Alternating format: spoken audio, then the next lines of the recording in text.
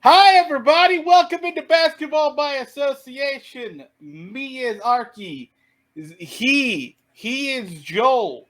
Joel, you be he. How are you, sir? Oh, wait, sorry. I probably used the microphone. Hi, how are you, sir? I was looking at the camera, but not the microphone. What's up, I brother? remember.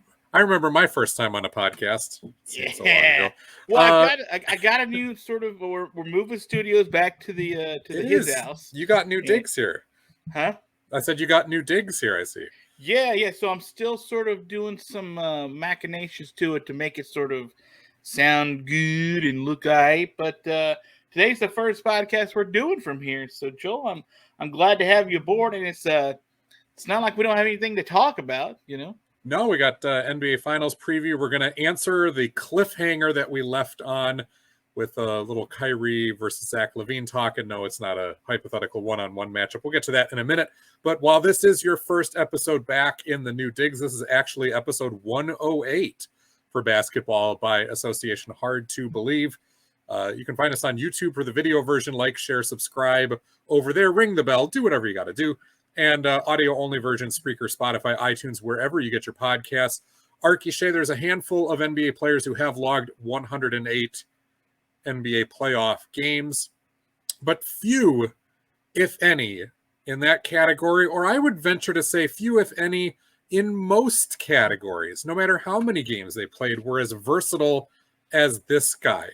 No, he was not ever an all-star, though he is a two-time NBA champ. He was on the 1999 all-rookie team, and he was on the 2011 sixth man of the year, but never an all-star, and yet one of the most versatile forwards of his age.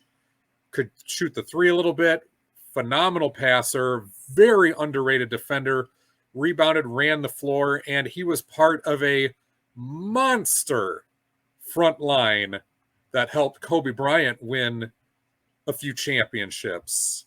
We're narrowing it down. You want to take a guess who episode 108 is named after? Yeah, I feel like you gave a lot of hints that I'm not able to really sort of circle around. So who we got? This is the Lamar Odom episode. It's about time that LO like gets lifeless in a whorehouse. Why didn't you say that one? Because we're trying to keep it classy here, and Lamar he's had a lot of tough breaks in his life, in his career. Actually, a lot of tragedy has followed Lamar Odom. So I'm not trying to kick somebody when they're down. But he's not down now. That's the thing. Like, I'm not kicking him while he's down. Like he's made a right turn. I'm gonna bypass that. I'll instead focus on the fact 4 years with the Clippers, did a year in Miami. He was part of the Shaquille O'Neal trade from the Los Angeles Lakers to the Miami Heat. That's right. Lamar Odom was traded for Shaquille O'Neal as well as a whole bunch of other pieces and parts, and he won a couple of rings with those Lakers. Again, think of that front line for a second. You had 6'10" Lamar Odom playing small forward, sometimes sixth man. You had Pau Gasol, a legit 7-footer, playing power forward in an era where that was still possible. And you had Andrew Bynum, who was definitely over 7 feet and a big boy himself on that front line, all for Kobe, who was a pretty large shooting guard himself at 6'7". Those Lakers were big. Lamar Odom, the career definitely took a nosedive. He was traded to the Dallas Mavericks. That was a deal that was reported at first and then rescinded, and then it actually happened. And, I mean, Odom just, again, this is where things really took that turn. Played only 50 games for the Mavericks, started in 4 and was basically sent home for the season in 2011, 2012. Came back to the Clippers where he did log 82 games, started just 2 of them, and a little bit of a snippet. He signed a playoff contract with your New York Knicks, so actually ended. He never appeared in any games with the Knicks, so doesn't show up in Basketball Reference, but he was last under contract with the Knicks during a playoff season, and that was it. Well, this shall be the Lamar Odom episode. How about that? That seems fair. So, hey, for someone who has seen the playoffs, let's talk about these here playoffs. We're now at the finals. The last 2 teams are standing. We made it, Mama. We made it. Yeah. Joe, I just want to mention this quickly, and then we can move into the final itself. I mentioned on last week's episode that the Heat desperately didn't need Tyler Herro. and they got him for like 17 seconds in like Game 7. They got the and they ghost needed of the Jimmy shadow Butler of to have Tyler a hero Hero. game. Yeah, and they needed Jimmy Butler to have like a hero game. Mm-hmm. He needed to play like he did in Game 1 because they just weren't getting enough contribute. Like Max Struess was like disappearing. Yeah. Right. Whatever offensive production that they had from the supporting players. Kyle Lowry was a no-show when he was getting onto the court as far as offensive production. Like Jimmy Butler was going to have to be the guy. He did in Game 6. He tried in Game 7. And damned if the Celtics didn't give him a chance to almost win it in Game 7 at the end. The Celtics were, I thought, I think you and I both thought were the better team. Miami was flawed, but Miami, like we thought they would, they fought and clawed and battled, and every opportunity the Celtics tried to give Miami to win that series when Miami shouldn't have had those opportunities, they almost took them up on every one of them at the end and almost pulled that game out. So shout out to the Heat for being depleted and flawed and somehow still almost being able to win. But the Celtics are obviously your Eastern champs. What can we say about the Heat all year? They were a worthy opponent, right? Yeah. They were a worthy opponent every single game all year.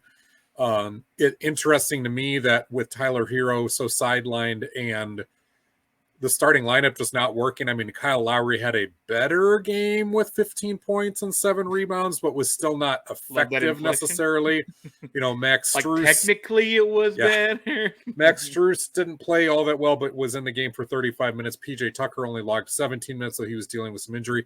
Interesting to me that in a must-win game like that, where you're throwing everything at the Celtics, that we never saw Markieff Morris in the series. I don't even know if we saw Markieff Morris in the playoffs, period. I don't think we did. Ever since he had that dust-up with Nikola Jokic, where he got the concussion and the whiplash, he really was out of the Heat rotation. But guys like Caleb Martin, Dwayne Dedmon, Duncan Robinson, they were in the Heat rotation at various points, not only at the tail end of the season, but throughout the playoffs. We never saw them whatsoever. It was curious. I mean, the rotation really got tightened. You have 33 minutes from Victor Oladipo and 9 points. Strus plays 35 minutes, just 8 points. And yet, like you said, Bam Adebayo, Jimmy Butler, and the defensive consistency of Miami, the effort there as a whole, kept them within a puncher's chance. I know a lot of people want to make a case about the Strus 3 that got overturned on a replay. They were checking his foot to see if it was a 2 or a 3, and they saw instead that the back foot was out of bounds. Yeah. And so you take away the 3 points in general. And yes, that is not a common thing to do. And yet the footage was pretty definitive, right? That he was out of bounds. So it was still the right thing to do. And you think about Miami, Jimmy Butler misses the 3. They have some layups that they missed. The Celtics, how many 3s did Marcus Smart miss wide open in the last 2 minutes as Miami was coming back? So we can point about an abnormality, but it still was the right call. And there's so many other factors that could have even erased that as a talking point for Miami in that game. You're right, Boston was the better team, but Boston's flaws came out too, and Miami's competitiveness came out in that. Boston had them on the ropes multiple times, and Miami just kept getting back into the ring and swinging, not always connecting, but swinging.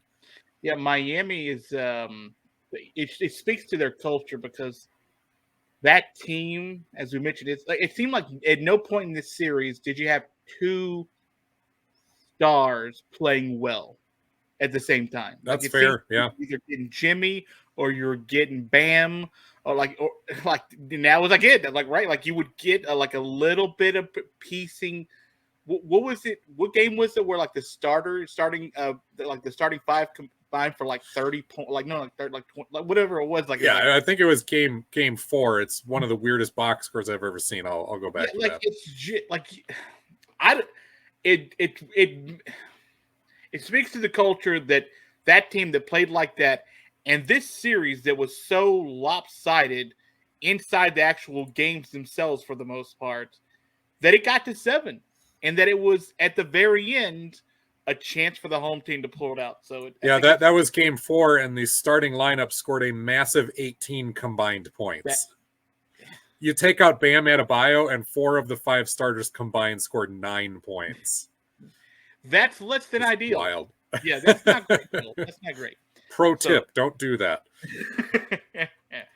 And listen, like Boaz just likes to say, a good friend of the show, a lot of times the best team is the healthiest team. Mm-hmm. And Boston got enough health at the back end of the series to sort of push them over the top. And Miami got some bad injuries at bad times, like with Jimmy Butler sort of getting banged up and it basically being sat out for the second half of a game. Tyler Herro, like you needed that guy. Okay, I don't want to talk too much more about Miami. Let's talk about the Celtics and the Warriors. That's your final. That's going to be a ratings banana as far as the TV is concerned. You start game one, obviously, in Golden State. Joe, I tend to think that Golden State is the better team. They're more experienced, obviously. They have a lot more finals experience. And I think that they're just complete, right? Like they feel like that they filled the mold and they're healthy and they haven't had to tax themselves a whole heck of a lot in this playoffs. And I think despite the fact that Boston got an extra, couple of days because of when the finals were happening, I think all that's building up on them because Boston's had to run through a murderer's row in the East as far as physicality to get here. Man, I don't know. To me, it seems like it's shaping up for a Golden State final championship for maybe what this run might be. I don't know, but you tell me.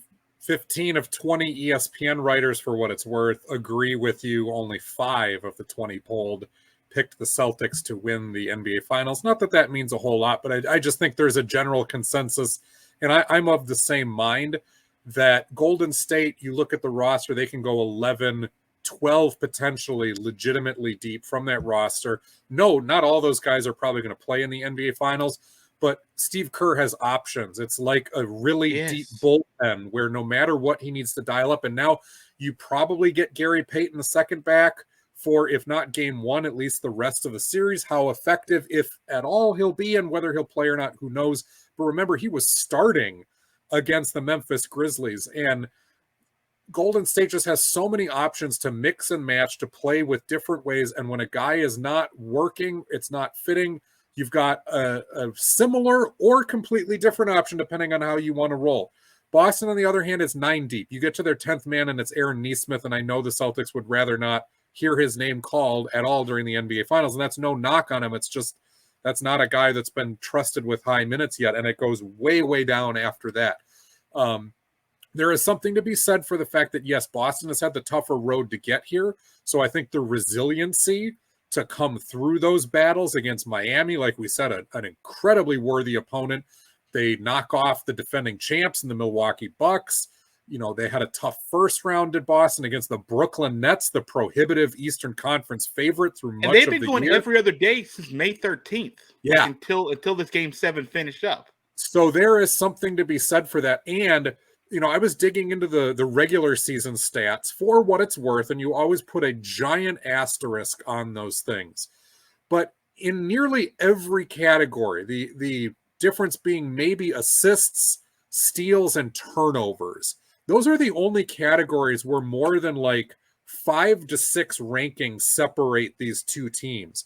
And for just as many areas that Golden State was better, whether it was, scoring the basketball or whatever, Boston has just as many that they were actually better on the regular season than the Warriors were. So I think there's a lot given to the pedigree of the Golden State Warriors for good reason. The fact that they're back, and I know it's been said a billion times now, there's 6 finals in 8 years.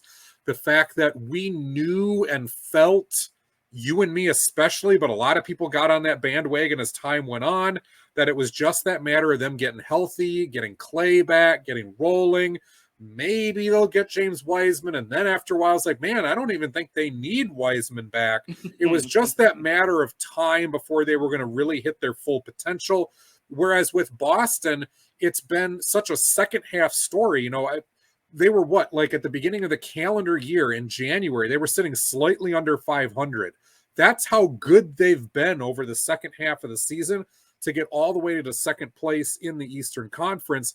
And yet there still is that little bit, I think, up until this point to go, yeah, they're good, but we've seen some good Celtics iterations of this roster before that then are equally as inconsistent. And maybe this is just a hot streak. Maybe this is a historic defense.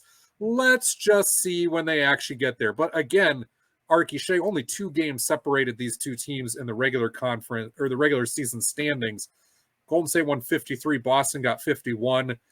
I do think this is a lot closer in the paper matchup, at least, than people maybe want to give it credit for. An eyeball contest, having seen both of these teams in their road to get here, I'm impressed by the toughness that both teams have shown and the focus that both have shown.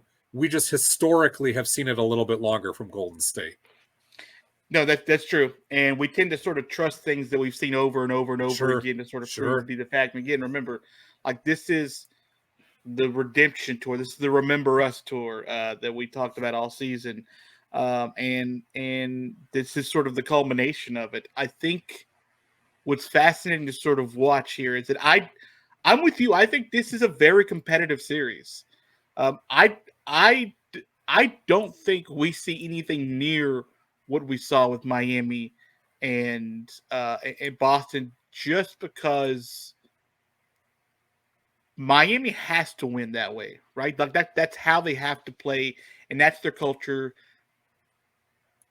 Golden State has like a player or two that can play like that, but that's not their overall team. Like Draymond can get up and just about anybody's face and get physical with, Marcus Smart or Robert Williams or something like that and make things tough for him. Mm-hmm. But like Steph Curry's not guarding like that. Klay Thompson's not guarding like that. Like this isn't who you're going to see from the opposite side. I think I would be surprised if anything other than game 1 has the potential to be a blowout. Like I think that I think as tired as Boston may be, and I do think they're pretty beat. I think Brad they have to be. Yeah, they have to be. I think Brad Stevens said like they haven't even been on the court the last 2 days. They just needed to get off their feet. You've been going every other day since May 13th. Like you just need a minute, right? That I think Boston would much rather have Golden State as an opponent to be able to run up and down the court with, as opposed to maybe what a Memphis might have been, just as far as the physicality of play, or obviously like a Denver, for example. I think this matchup worked better for Boston to be able to be more competitive throughout the stretch of this game, as long as you get some decent production from just about all the sources that we already know about at this point in the playoffs, and I think you will. I think you'll get a really competitive series. I don't think you'll get a bunch of 128 to 120 games, but I think you'll get a bunch of competitive games, and I think this has a very good potential to go 7 games. Now, I say this fully understanding the giant grain of salt that when you pick any statistical category, you can make it say basically what you want. And when you only cherry pick certain statistical categories, that's even What'd you cherry pick? More problematic. But it is interesting to note that when you look at offensive rating for the regular season, and again, I want to point out some misnomers that fans may have going into this. We all take it as gospel that Golden State must have the better offense than the Boston Celtics because, that's just what we've come to expect from Golden State. Well, the Splash Brothers, we just assume it. Yeah. They did score more points per game than Boston did, and their pace is higher. But you look at actual offensive rating as calculated by NBA.com, which is really getting into efficiency numbers and ability to score with the number of possessions you have. Boston was 9th. This feels like a nerd alert stat. Here we go. Get out your pocket protectors, folks. Boston was 9th in the league. Golden State was 16th.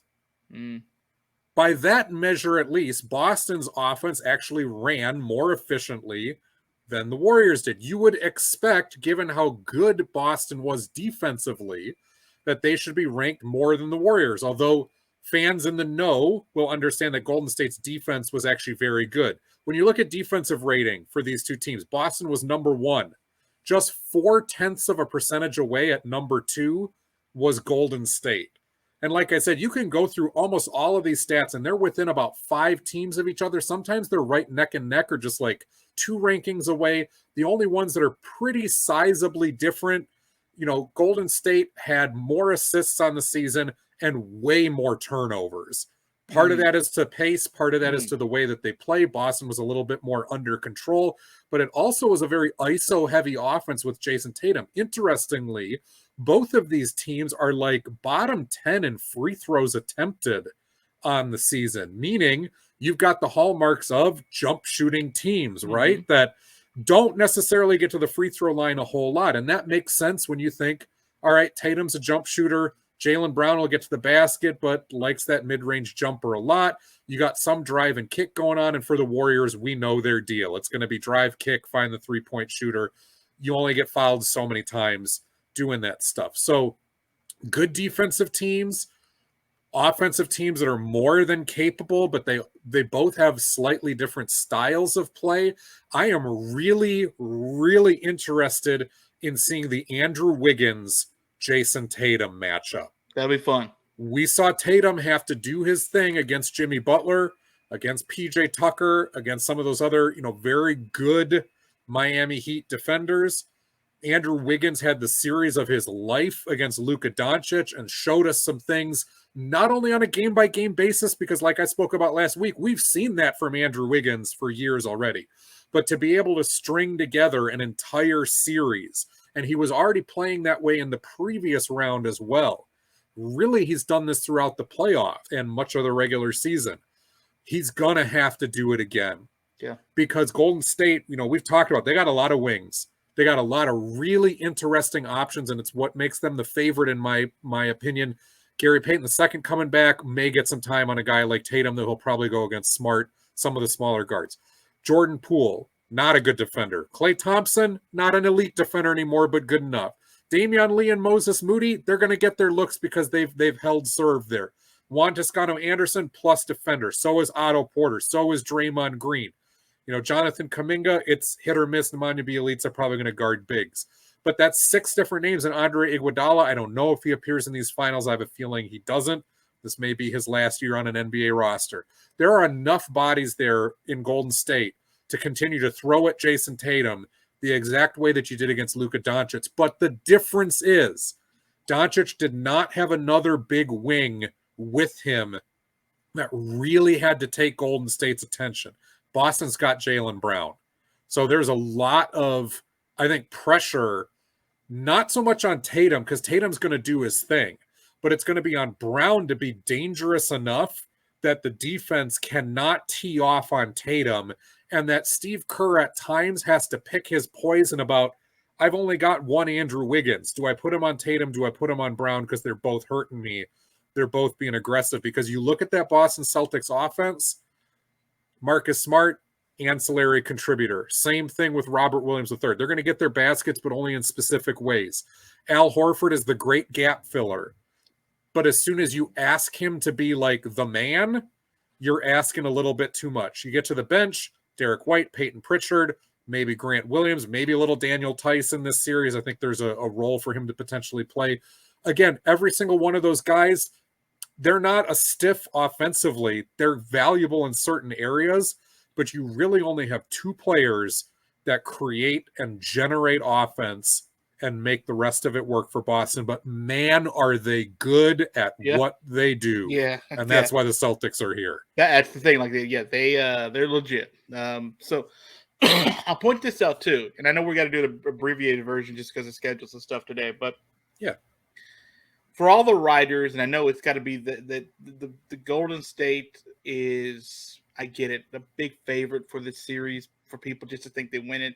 They're not a huge betting favorite, but they're a strong one to sort of be able to win it. This Heat team has not. Sorry, this Celtics team has not really found a stretch, including in the playoffs, where they've been cold in back-to-back games, where they've been bad in back-to-back games. Like since, like you said, hasn't it been like months? Hasn't it been months since they've even lost back-to-back games? Something crazy like that. I can look that up too. I don't know, man. Like I'd have to go back and look at it. Like they've had moments in games where they look really bad, right? But so do the other teams in the league. They usually don't follow up clunkers with more clunkers.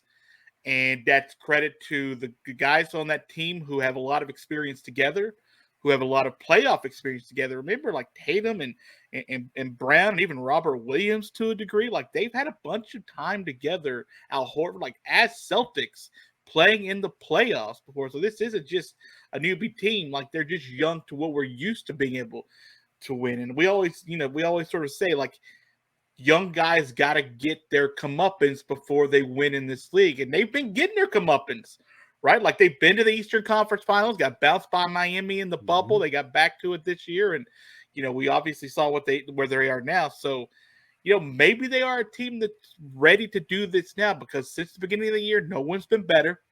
And they are dominating at times really good teams, not just the bad ones, like above 500 playoff teams, East and West. They've done this to just about everybody since the opening of 2022. So they beat the Warriors in March, and again, a regular season game. Take that what you will, but the last time they faced the Warriors, they beat them by 22 points. Golden State was good, at that point.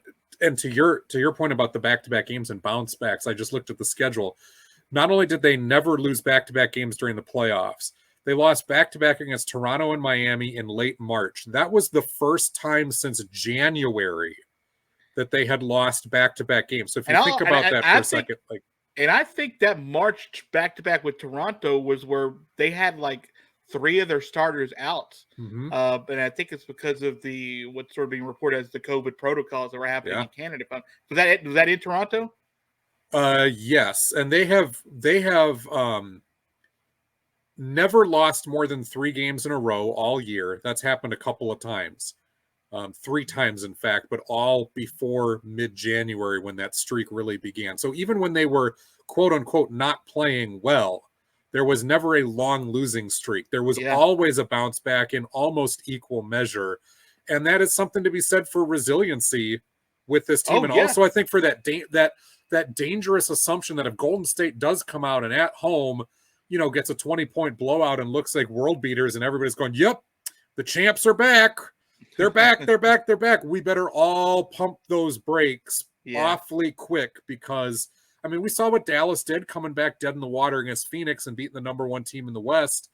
But I think Boston is very much equipped to treat every game as its own animal. And we've seen Golden State, for all their firepower, for all their chops, we have seen them historically take their foot off the gas pedal sometimes and get a little too cutesy with games and even with series.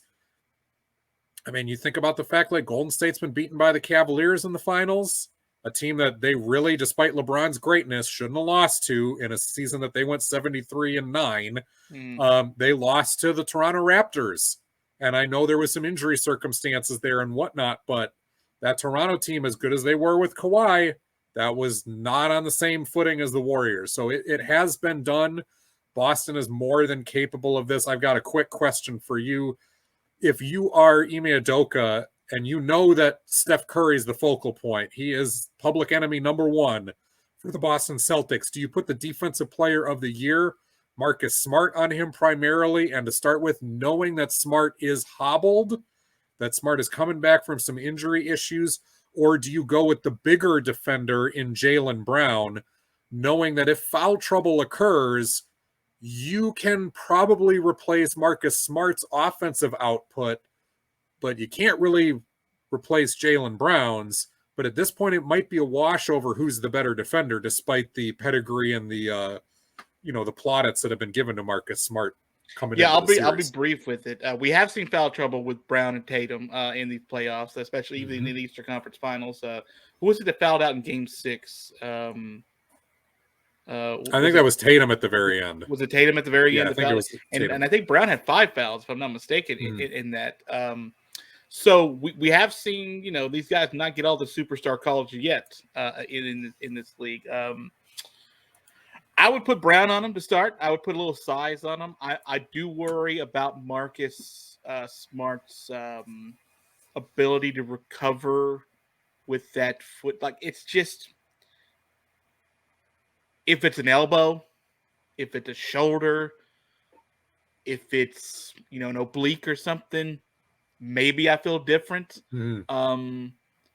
Joel, I don't know if people pay attention to the tracking of these players, not a lot of people run around the court more than Steph Curry. So yeah, and when he's out there doing the forbidden dance, for multiple screens, and you got all the crossovers and spins, and really he's dancing all over just to get to that same spot to launch a three. Right, you're going to be dancing with him, right? You put on your tap shoes to go out there. I would start with Brown, and then if it comes to it, obviously you got the grit and the guile of Marcus Smart. It just seems easy to put like defensive player of the year, but like he's hobbled, man, he's hurt, and the way Steph plays off the ball, I don't think you want to put that taxing effort on injured feet. That's right. That's the word. That's the plural of it. That counts. Injured footies of Marcus Smart. Yet, unless you have to, and if you have to, sure. Or maybe for limited time. But I would start with Jaylen Brown on him. We'll call him owie footies. I would probably agree with that, and I think Smart makes more sense to start with on Klay Thompson, who, yes, while running around quite a bit, will not run around as much and will be a lot more straight line as he still recovers from his own injuries. I think it's a good test to see how Smart holds up and whether he's even a viable option against Curry then as time goes on.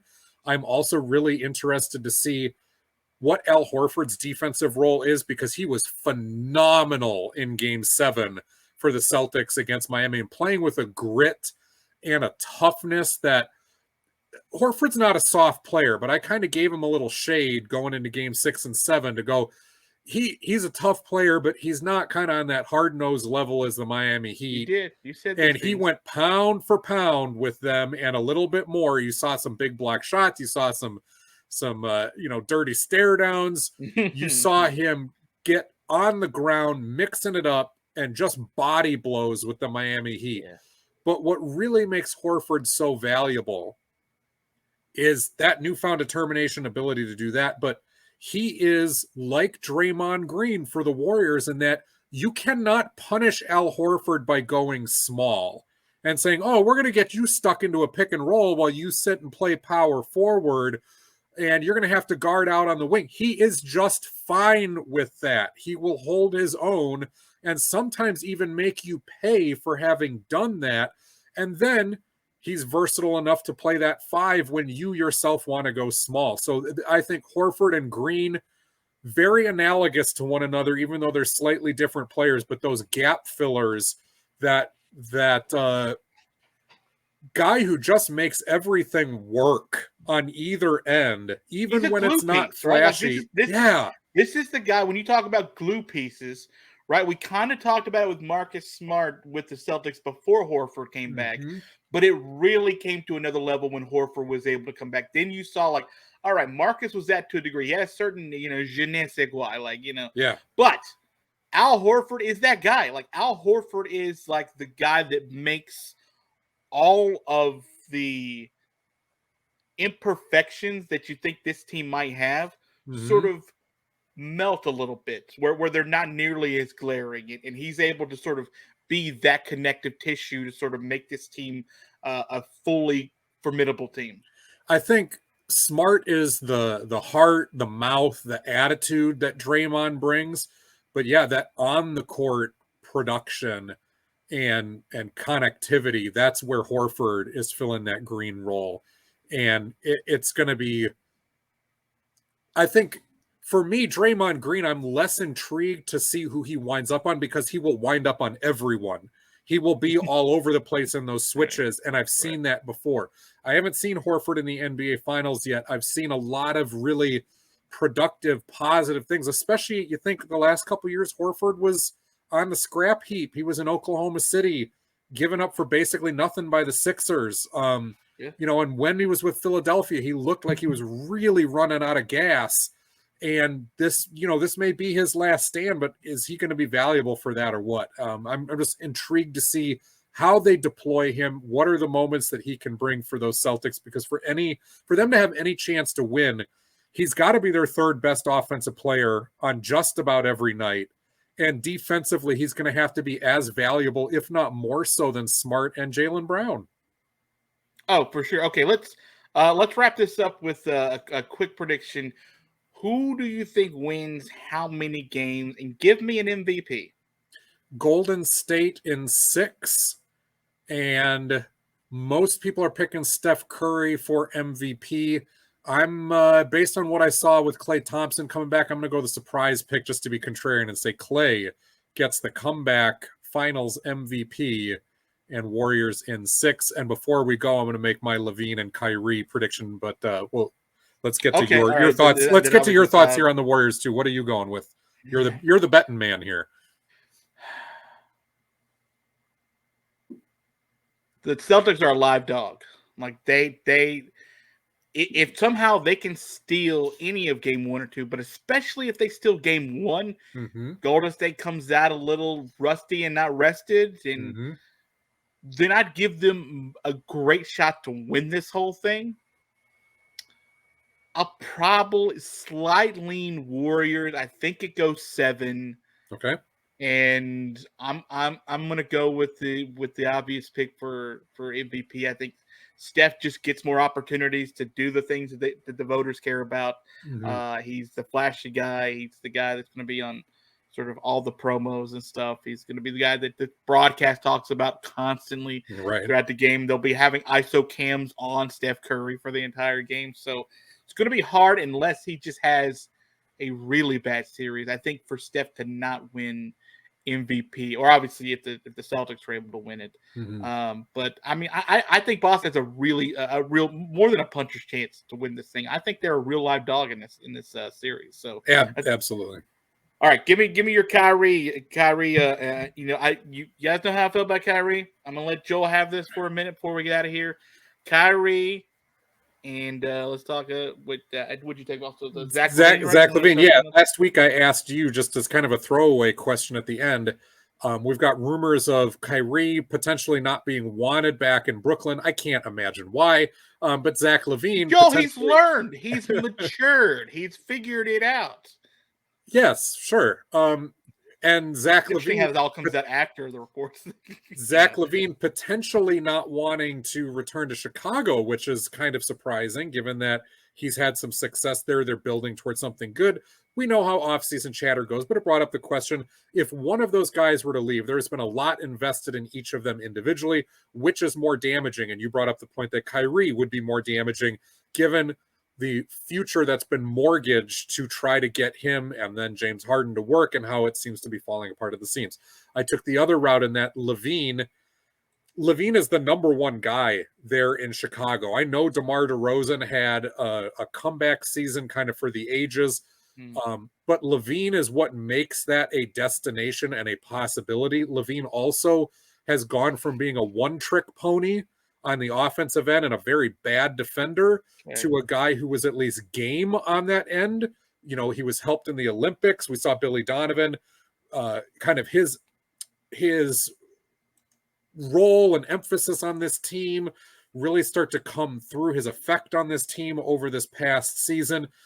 And if Zach Levine goes, are you really counting on DeMar DeRozan to give you even better than he did? We've got DeMar DeRozan's like 12. We've got 100 years old. We've got reports of, Lonzo Ball's knees still not being right, and there being some long-term concerns there. Nick Vucevic has never been a guy, Orlando learned this the hard way, is not a guy that you build around as your 1A. Like, if Zach Levine leaves in free agency, I know there's some young pieces in Kobe White and Alex Caruso and what have you, Ayo Dosunmu and so forth, Pat Williams, but none of those guys are game-changing pieces. Those are all support pieces. It is arguably devastating to the point that Levine goes, there is not a clear replacement for him. And you are almost looking at giving it a one-season go and then having to blow things up in Chicago and start all over again. And I know that Brooklyn, if Kyrie goes, there's a talk that Kevin Durant's going to go, I'm too old for this shit and I can't do this anymore. And ring chases somewhere else. That certainly could happen. Or Brooklyn is able to load up and get something back for Kyrie and or Ben Simmons. We don't know. We've seen their front office be really active, but it would be a horrible sign maybe on Zach LaVine, but I think more so on the Bulls front office, which has taken a lot of hits over the years and has only recently begun to clean up its image. They were not a destination basically since the Jordan era.